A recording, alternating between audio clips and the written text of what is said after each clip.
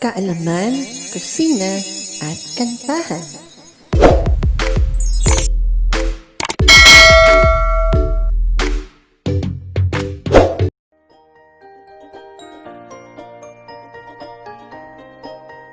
Over 70% of our time is spent communicating with others, and that's the one interaction every person must do.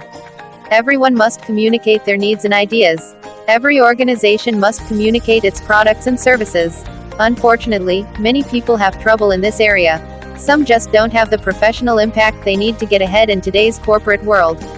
Communication is just as important as what we say because people judge us, our companies, our products, our services, and our professionalism by the way we write, act, dress, talk, and manages our responsibilities.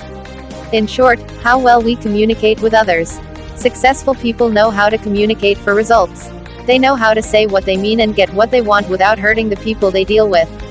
You deal daily with peers, outside groups, customers, employees, and managers, and you must have a good communication style. When we ask people how well they communicate, their answers usually fall into one of three categories. First, and most prevalent, is the person who responds, "I communicate perfectly. I spell everything out so there's nothing left to doubt." Another will react with surprise and ask me, "What do you mean how well? I don't think about communicating, I just do it." The third type will reflect on the question thoughtfully before saying something like, "How can one ever know how well they get their ideas across to another person? All I can tell you that I work more hours trying to communicate than I can count, and it still doesn't work some of the time." Each answer, in its way, is correct. Communicating today is both a discipline and liberation. Our language is flexible, one size fits all. It's a language in which revel and unravel mean the same thing, flammable and inflammable mean the same thing, fat chance, slim chance, no chance at all mean the same thing. Communication is both a science and a feeling, it's often a cinch, and often an impossibility. The smell of a woman's perfume, the taste of semi-sweet chocolate, the sight of a blind person's cane, the feel of the feverish brow of a sick child, the sound of the background music of a horror movie, all these moves us to action or reaction. These are all examples of effective communication, and none of them involve words. Communication is full of risks. Despite whatever precautions and plans we make, we can never really be sure of our success. No communication ever travels from sender to receiver in the same shape intended by the sender. And, no matter how hard you try, the message will never be what you say, the message is always what they hear. But if you have a system to go by, you can at least reduce the risk and improve your chance of being effective. For communication to occur, there must be a two-way interchange of feelings, ideas, values, clarification of signals, and a fine-tuning of skills. Let's define what communication is. According to Wood, 2004, communication is a systematic process in which individuals interact with and through symbols to create and interpret meanings. Wood's definition suggests the qualities that are inherent in communication. Communication is a process. It is creative, continuing condition of life, a process that changes as the communicator's environments and needs change. Many words have become obsolete, trite, or altered in their meanings while new words have evolved. Communication is systematic. It occurs within systems of interrelated and interacting parts. Communication is symbolic. Symbols, verbal or nonverbal, are the basis of language. Communication involves meaning. Meanings are assigned, given, or invented, not received. It is the production of meaning rather than the production of messages that identifies communication. Nature of communication. Whenever people get together to communicate with one another, two factors are always present. First, there is some sort of content to be covered: instructions, news, gossip, ideas, reports, evaluations, etc. All of us are familiar with the content of the communication, because it's the most obvious factor, and because we deal with it every day. The second factor that is always present when people get together to communicate is the atmosphere or feeling that accompanies what you say. This is known as the communication climate. The physical climate affects us in many ways. When it's cold, we wear warm clothes. When it's raining, we wear protective clothes. And it's not uncommon for weather conditions to affect our mood. Communication climates also affect us. They can be either positive or negative. When the communication climate is positive, it's easier for us to communicate, solve problems, reach decisions, and express thoughts and feelings. In short, it makes working and dealing with other people more pleasant and productive. We've all been in restaurants, stores, offices, and homes where we felt comfortable and at ease. We usually want to go back to those places. We've also been in homes, offices, and shops where the climate has been negative. In those instances, we were uncomfortable, uneasy, and less open. We usually don't enjoy attempting to communicate or do business in a negative climate. Are you making the climate negative for those you work with? Who's your channel? Like a radio, human transmitters and receivers have channels. A communication channel is a medium through which information passes from sender to receiver, lecture, written messages, telephone conversations, face-to-face dialogue, and group meetings. The choice of a channel may affect the quality of the communication and, in turn, the degree to which the receiver will respond to it. Therefore, you must decide which channel will be most effective in accomplishing your purpose. Written communication should be used when communicating complex facts and figures or information, such as engineering, legal or financial data, since communication breakdowns often result when a complex material is presented orally. Written communication is also the best channel when communicating with large numbers of people, when transmitting large amounts of data, or when you need a record of the communication. The telephone is appropriate when communicating simple facts to a few people. The phone also has more impact and a sense of urgency than written communication, but not as much as a meeting. To ensure that messages are understood on the phone, you may want to ask for feedback and check to make sure the communication link is complete. Face-to-face communication has more urgency than meetings. It also has the advantage of speed, allows considerable two-way communication to take place, and usually elicits a quick response. It's usually best to use face-to-face dialogue when the interaction is personal, when giving praise, counseling, or taking disciplinary action. Meetings are appropriate when there is a need for verbal interaction among members of a group. Studies have revealed that supervisors spend more than half of their potential productive time in meetings, discussions, and conferences. For this reason, it's important to decide in advance whether a meeting will achieve the desired result. Eliminate static. Another helpful skill is elimination of communication static or barriers. If there's too much static or noise, there's a garbled message. The problem is that each of us has different barriers, and we don't usually know what kind of noise the other person is hearing. Sometimes we guess, and sometimes we guess wrong. The major barrier to communication is our natural tendency to judge, evaluate, approve, or disapprove the other person's statements. Suppose the person next to you at lunch today says, "I like what K. DuPont has to say." What will you say? Your reply will probably be either approval or disapproval of the attitude expressed. You'll either say, "I do too," or you'll say, "I think she's terrible." In other words, your first reaction will be to evaluate it from your point of view, and approve or disapprove what the other person said. Although the tendency to make evaluations is common in almost all conversations, it is very much heightened in those situations where feelings and emotions are involved.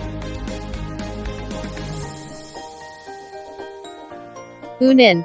One of the best ways to tune into the other person is to find out how they process and store the information they receive.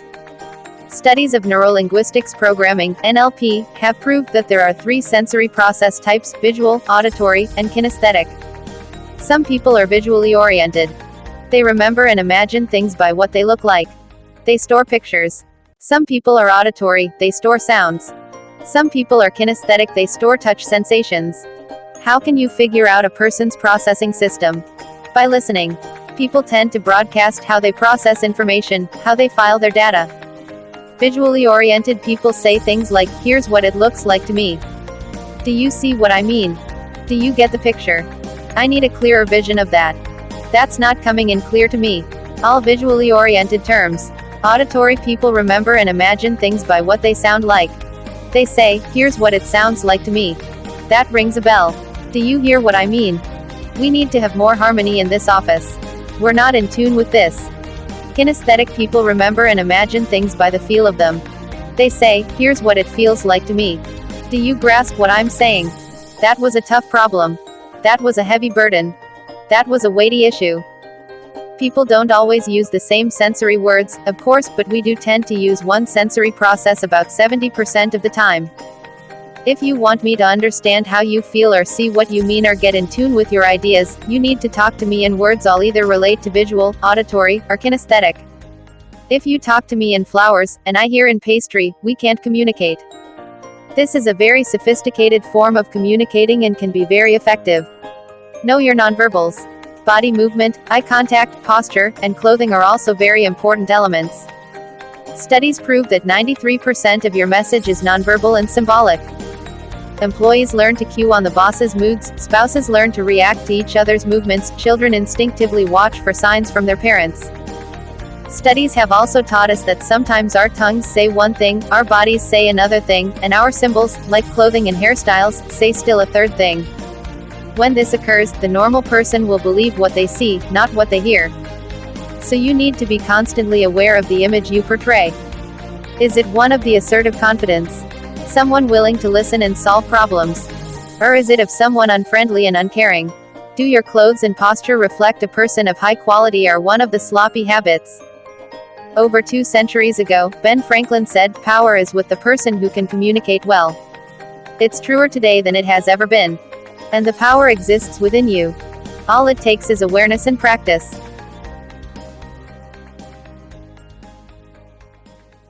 Common elements in every communication exchange are the sender and the receiver. The sender initiates the communication. In a school, the sender is a person who has a need or desire to convey an idea or concept to others. The receiver is the individual to whom the message is sent. The sender encodes the idea by selecting words, symbols, or gestures with which to compose a message. The message is the outcome of the encoding, which takes the form of verbal, nonverbal, or written language. The message is sent through a medium or channel, which is the carrier of the communication. The medium can be a face-to-face conversation, telephone call, email, or written report. The receiver decodes the received message into meaningful information. Noise is anything that distorts the message. Different perceptions of the message, language barriers, interruptions, emotions, and attitudes are examples of noise. Finally, feedback occurs when the receiver responds to the sender's message and returns the message to the sender. Feedback allows the sender to determine whether the message has been received and understood. The elements in the communication process determine the quality of communication. A problem in any one of these elements can reduce communication effectiveness. Keaton, 2011. For example, information must be encoded into a message that can be understood as the sender intended. Selection of the particular medium for transmitting the message can be critical, because there are many choices. For written media, a school administrator or other organization member may choose from memos, letters, reports, bulletin boards, handbooks, newsletters, and the like. For verbal media, choices include face-to-face conversations, telephone and computer, public address systems, closed-circuit television, tape-recorded messages, sound, slideshows, email, and so on. Nonverbal gestures, facial expressions, body position, and even clothing can transmit messages. People decode information selectively. Individuals are more likely to perceive information favorably when it conforms to their own beliefs, values, and needs. Keaton, 2010. When feedback does not occur, the communication process is referred to as one-way communication. Two-way communication occurs with feedback and is more desirable. The key for being successful in the contemporary school is the ability of the school administrator to work with other school stakeholders, faculty, support staff, community members, parents, central office, and develop a shared sense of what the school district is attempting to accomplish, where it wants to go, a shared sense of commitments that people have to make in order to advance the school district toward a shared vision and clarity of goals. As school administrators are able to build a shared mission, vision, values, and goals, the school district will become more effective. Building a relationship between school administrators and other school stakeholders requires effective communication. For example, research indicates that principals spend 70 to 80% of their time in interpersonal communication with various stakeholders.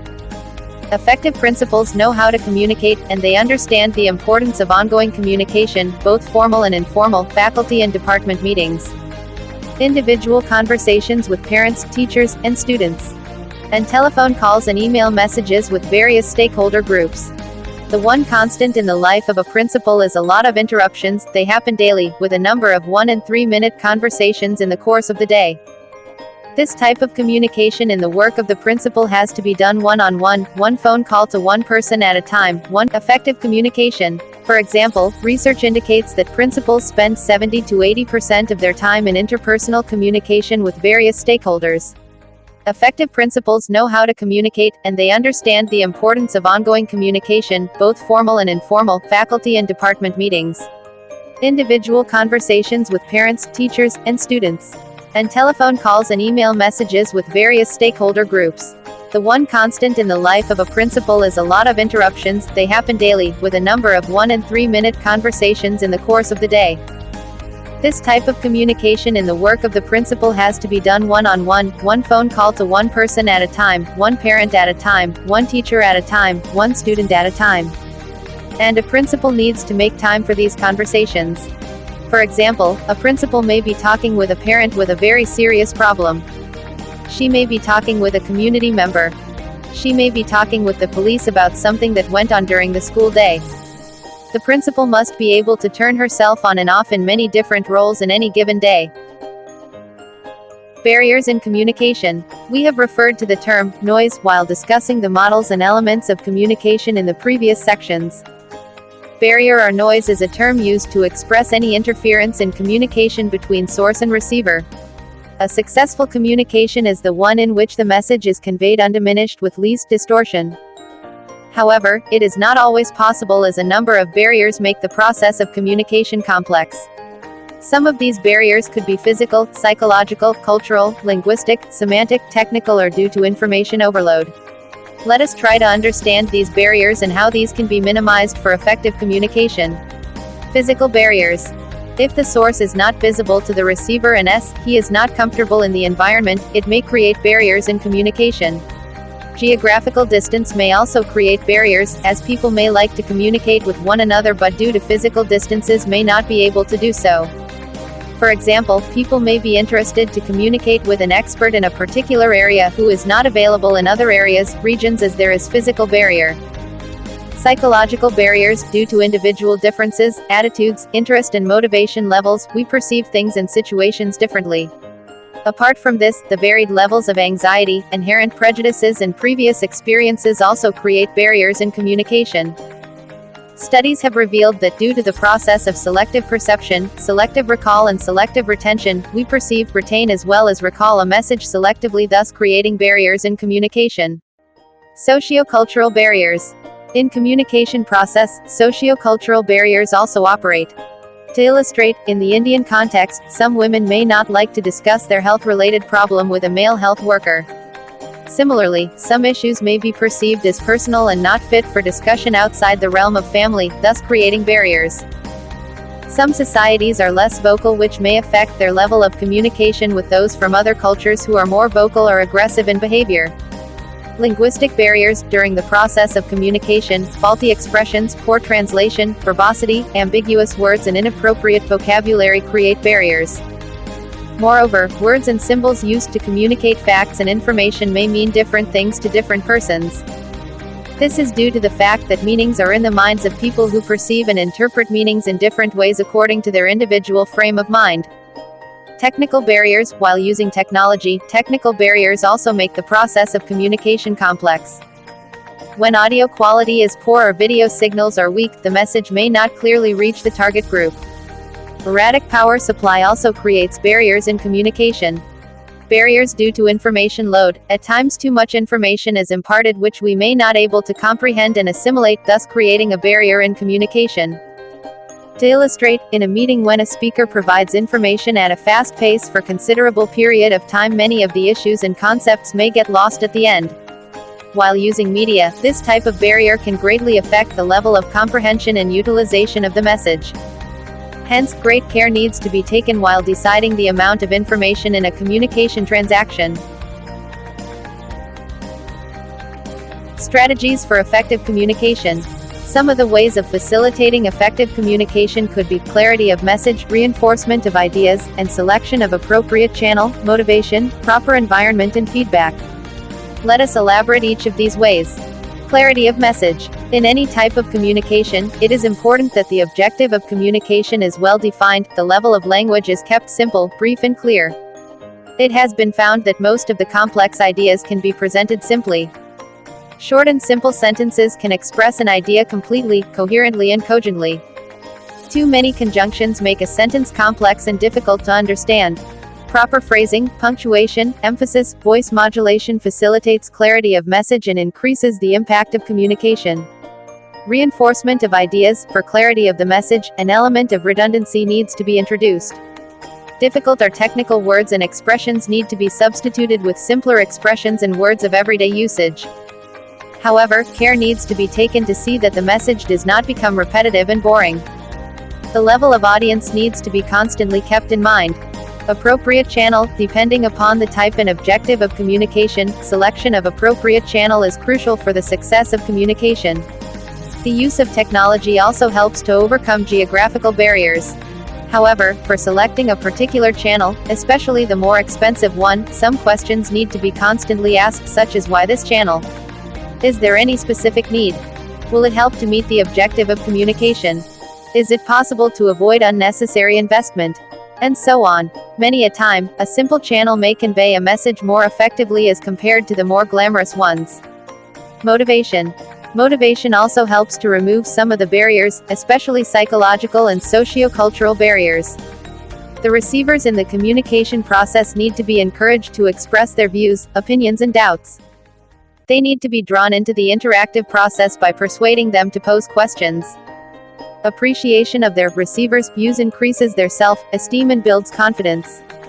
Proper environment, proper seating arrangements, visibility of the source and relatively comfortable environment facilitate communication. This is especially conducive in overcoming some of the physical barriers discussed above. Feedback. Feedback is an integral component of any communication activity. Regular feedback at appropriate levels facilitates understanding of the needs and views of the receiver. It helps to bridge the gaps, if any, in the communication approach and improves the process of communication.